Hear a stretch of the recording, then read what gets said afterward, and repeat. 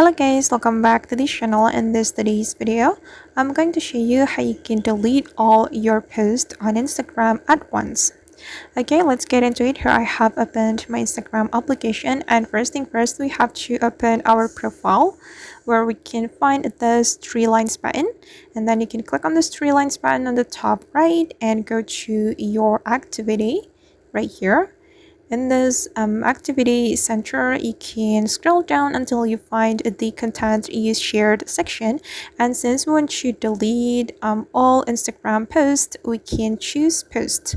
Okay. And then you have to select all your posts. You can click on select and then you can select it one by one like this. Make sure that you select all your posts on your Instagram, and then we can simply tap on delete. Then all your posts on Instagram will be automatically deleted. That's so easy, right?